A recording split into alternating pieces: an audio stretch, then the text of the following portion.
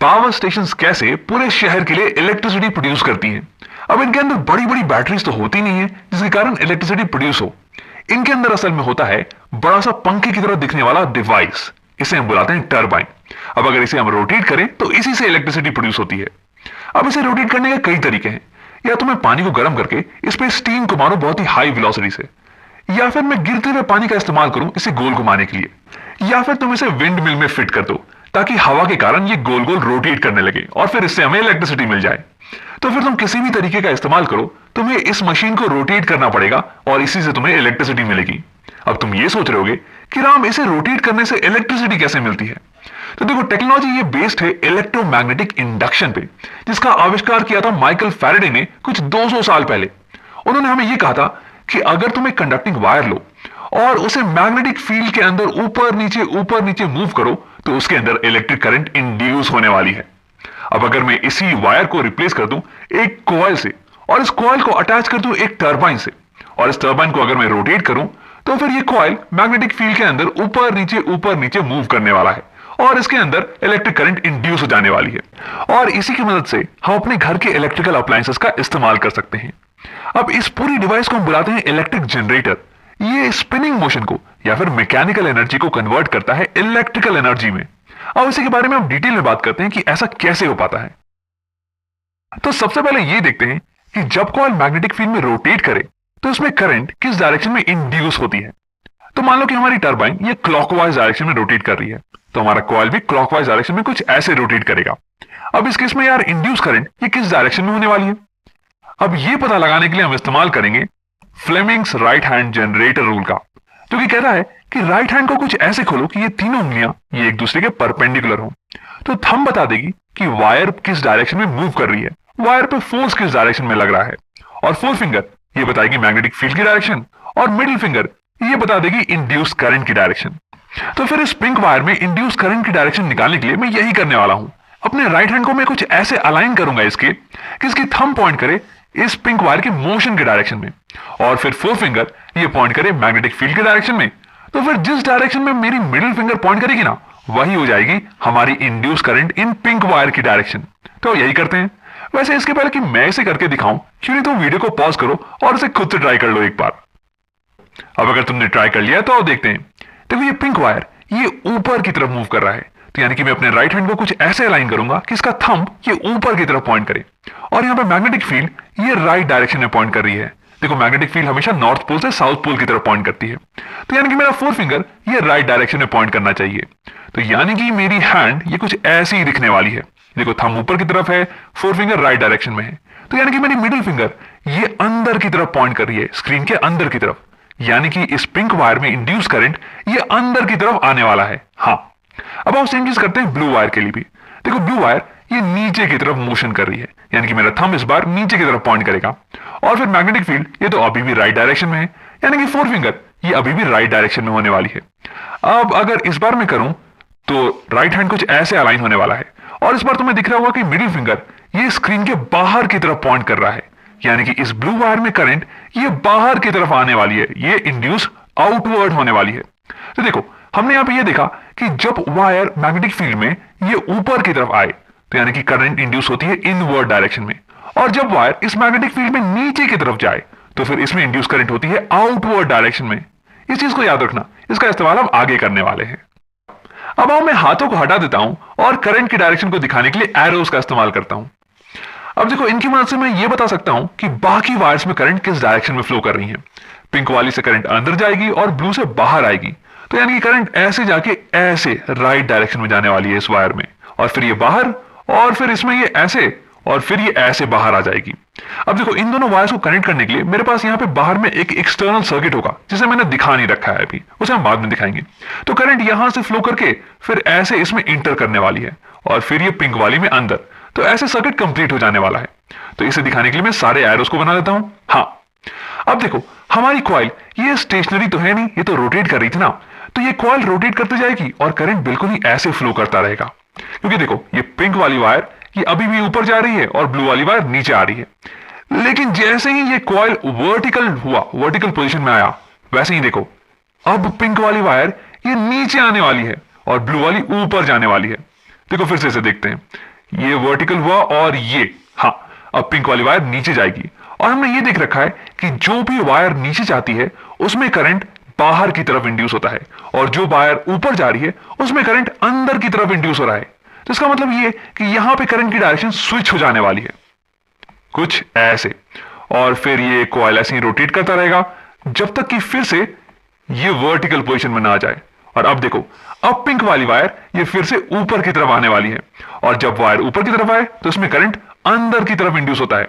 और ब्लू वाली वायर ये अब नीचे की तरफ आने वाली है, और जब वायर नीचे की तरफ आए तो उसमें करंट ये बाहर की तरफ इंड्यूस होता है, यानी कि फिर से एक बार करंट की डायरेक्शन चेंज हो जाने वाली है, कुछ ऐसे। तो यानी कि हम यहां पे ये देख रहे हैं कि जैसे ही कॉइल ये वर्टिकल पोजीशन में आती है वैसे ही इसमें करंट की डायरेक्शन ये चेंज हो जाने वाली है। ये इंपॉर्टेंट चीज हो गया। तो अगर मैं तुम्हें इस पूरे मोशन का एनिमेशन दिखाऊं तो ये कुछ ऐसा दिखने वाला है। देखो, जब भी हमारी कॉइल ये मैग्नेटिक फील्ड के परपेंडिकुलर आएगी तो फिर करंट की डायरेक्शन ये चेंज हो जाने वाली है। हाँ, वैसे मैं इस एनिमेशन में कॉइल को रोक दे रहा हूं जब भी ये परपेंडिकुलर आ रही है मैग्नेटिक फील्ड के, ताकि तुम इंड्यूस करंट की डायरेक्शन को चेंज होता हुआ देख सको। वैसे असलियत में ये मोशन बिल्कुल ही कंटिन्यूअस होने वाला है और ये कॉइल कभी रुकने वाली नहीं है। अब तुम्हारे दिमाग में एक सवाल उठ रहा होगा कि राम, मैं इन दोनों वायर्स को एक्सटर्नली कैसे कनेक्ट करूं ताकि ये लूप क्लोज हो जाए और उसमें करंट कंटिन्यूअसली फ्लो करे। तो इसके लिए हम एक नए अरेंजमेंट का इस्तेमाल करने वाले हैं। देखो, अगर मैं एक एक्सटर्नल सर्किट लूं और उसे डायरेक्टली कनेक्ट कर दूं इन वायर से, कुछ ऐसे, तो जब ये कॉइल ये रोटेट करना चालू करेगी तो ये वायर्स ये आपस में उलझने लगेंगे, कुछ ऐसे, और ये जो कनेक्शन है ना ये ब्रेक हो जाने वाला है। तो इसी से बचने के लिए हम एक नए अरेंजमेंट का इस्तेमाल करते हैं जिसमें होते हैं कुछ स्लिप रिंग्स और ब्रशेस। ये कुछ ऐसा दिखता है। ये मेटालिक रिंग्स, इन्हें हम बुला रहे हैं स्लिप रिंग्स। ये पिंक वाली रिंग और ये ब्लू वाली रिंग। और तुम्हें डायग्राम में क्लियरली दिख नहीं रहा होगा, लेकिन ये दोनों रिंग्स ये इंडिविजुअली एक एक वायर से कनेक्टेड हैं। ये पिंक वाली रिंग ये इस लेफ्ट वायर से कनेक्टेड है, और ये ब्लू वाली रिंग ये इस राइट वायर से कनेक्टेड है। और कनेक्टेड से मेरा मतलब ये है कि जब ये कॉइल रोटेट करता है ना तो ये रिंग्स इसके साथ साथ रोटेट करती हैं। अब ये स्लिप रिंग्स ये कनेक्टेड होती हैं कार्बन ब्रशेस से। ये ब्रश और ये ब्रश वैसे कनेक्टेड नहीं होती हैं, बल्कि केवल टच कर रही होती हैं। मेरा मतलब है कि जब ये स्लिप रिंग्स रोटेट करेंगी ना तो ये ब्रशेस इसके साथ रोटेट नहीं करेंगी, बल्कि ये केवल इसके ऊपर स्लिप करने वाली हैं, और इसलिए तो हम इन रिंग्स को स्लिप रिंग्स बुलाते हैं। अब अगर तुम्हें ये समझ में नहीं आ रहा हो तो मैंने यहाँ पे एक पिक्चर बना रखा है तुम्हें समझाने के लिए। देखो, यहाँ पे एक ब्रश है जो कि एक रिंग को टच कर रही है। अब अगर ये रिंग रोटेट करेगी ना तो ये ब्रश इसके साथ साथ रोटेट नहीं करने वाली है, बल्कि ये केवल उसके ऊपर स्लिप करती रहेगी। तो यहां पे हमारा सर्किट तो कंप्लीट हो चुका है। देखो, यहां पे ब्लू वाले वायर से करंट आएगी और फिर ये जाने वाली है इस ब्लू वाले स्लिप रिंग में। देखो, ये वायर केवल एक स्लिप रिंग से कनेक्टेड है। फिर यहां से करंट ये ट्रांसफर हो जाने वाली है बाहर के सर्किट में because of this carbon brush, और उसके बाद फिर करंट यहां से यहां जाएगी इस कार्बन ब्रश में, और फिर ये करंट को ट्रांसफर कर देने वाला है इस पिंक वाले स्लिप रिंग में। और ये पिंक वाला स्लिप रिंग ये केवल कनेक्टेड है इस वायर से, तो इसलिए करंट केवल इसमें जाने वाली है। तो ऐसे हमारा हो गया सर्किट कंप्लीट। अब हमारा कॉइल अगर रोटेट करने लग जाए तो ये जो स्लिप रिंग से इसके साथ अटैच्ड ये भी इसके साथ साथ रोटेट करने लगेंगे। लेकिन ये कार्बन ब्रशेस ये तो केवल इसे टच कर रहे हैं यार, तो ये केवल इसके ऊपर स्लिप करेंगी, ना कि रोटेट। अब देखो, ये स्लिप रिंग्स और कार्बन ब्रशेस ये दोनों मिलके बाहर वाले वायर्स को उलझने से बचाती हैं, और ये अंदर के कॉइल और बाहर के सर्किट के बीच में इलेक्ट्रिकल कॉन्टैक्ट को मेंटेन रखती हैं, दोनों के बीच में सर्किट को कंप्लीट रखती हैं। अब देखो, जैसे ही हमारा कॉइल ये वर्टिकल पोजीशन में आएगा वैसे ही इंड्यूस इलेक्ट्रिक करंट इसकी डायरेक्शन ये रिवर्स हो जाएगी, कुछ ऐसे। तो अब करंट पिंक वाले वायर से होके पिंक वाले स्लिप रिंग के थ्रू, इस कार्बन ब्रश के थ्रू, इस बल्ब के थ्रू जाके फिर ये ब्लू वाले स्लिप रिंग में जाएगी, और फिर ये उल्टा ऐसे कॉइल के अंदर इंटर कर जाने वाली है। तो यानी कि कॉइल के हर आधे चक्कर पे इस सर्किट में बहने वाला करंट ये अपनी डायरेक्शन को रिवर्स कर देगा। तो मान लो कि जब करंट इस डायरेक्शन में फ्लो कर रही थी तो हमारा बल्ब ये ब्लू लाइट से ग्लो कर रहा था। अब ठीक आधे चक्कर के बाद ये हमारी रिवर्स हो गई करंट, तो यानी कि करंट अब उल्टे डायरेक्शन में फ्लो कर रही है। अब मान लो कि बल्ब ये येलो कलर की लाइट से ग्लो कर रहा है। अब अगर तुम पूरे एनिमेशन को देखो तो ये कुछ ऐसा दिखने वाला है। अब इस मशीन को हम बुलाते हैं जनरेटर, इलेक्ट्रिक जनरेटर, क्योंकि ये इलेक्ट्रिक करंट को जनरेट करता है। और इस करंट की खास बात यह है ना कि ये करंट हमेशा कंटिन्यूअसली अपना डायरेक्शन चेंज करती रहती है, और इसे हम बुलाते हैं ऑल्टरनेटिंग करंट या फिर एसी। अब देखो, इसके बारे में एक इंटरेस्टिंग फैक्ट ये है कि जब भी तुम्हें करंट को लंबी दूरी तक ट्रांसमिट करना हो, जैसे कि पावर हाउस से तुम्हारे घर तक, तो फिर एसी को ट्रांसमिट करने में ज्यादा फायदा है compare to unidirectional current या फिर डीसी। इसलिए हमारे घरों में एसी करंट ही आता है। और हाँ, क्योंकि ये जनरेटर हमें एसी करंट दे रहा है, इसलिए इसे हम बुलाते हैं एसी जनरेटर। अब मान लो कि तुम्हें डीसी जनरेटर बनाना हो, जो कि तुम्हें एक डायरेक्ट करंट दे, मतलब कि इस सर्किट में जो करंट है ना, उसकी डायरेक्शन चेंज नहीं करे, बिल्कुल सेम ही रहे। मान लो कि कुछ ऐसे इसी डायरेक्शन में करंट जाए, तो उसके लिए क्या करना होगा? तो सबसे पहले आओ इन स्लिप रिंग्स को हटा देते हैं। तो अगर मुझे इस सर्किट में इलेक्ट्रिक करंट की डायरेक्शन को हमेशा मेंटेन करके रखना है, तो उसके लिए हर आधे साइकिल पे मुझे कार्बन ब्रश और इस वायर के बीच के कनेक्शन को चेंज करते रहना पड़ेगा। आओ देखते हैं कि क्यों।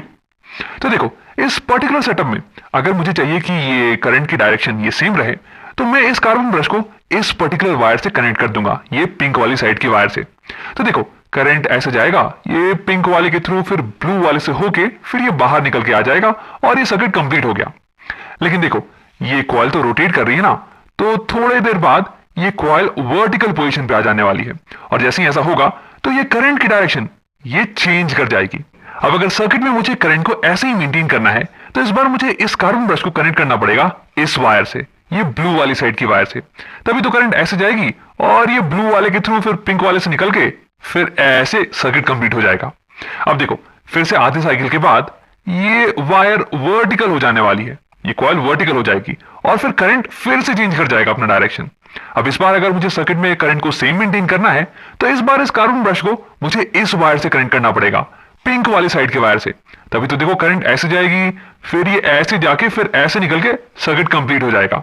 तो तुम्हें दिख रहा होगा कि कैसे मुझे हर आधे साइकिल के बाद कार्बन ब्रश और वायर के बीच के कॉन्टैक्ट को चेंज करना पड़ रहा है, मुझे कार्बन ब्रश को अलग दूसरे वायर से कनेक्ट करना पड़ रहा है। तो अब हमें ये सोचना है कि ऐसा क्या करें जिससे कि ये कनेक्शन में चेंज ये ऑटोमेटिकली आए और ये हमेशा कंटिन्यूअसली आता रहे। तो इसके लिए हमें चाहिए होगा एक नए टाइप का ring, split rings. Slip rings नहीं, स्प्लिट रिंग्स।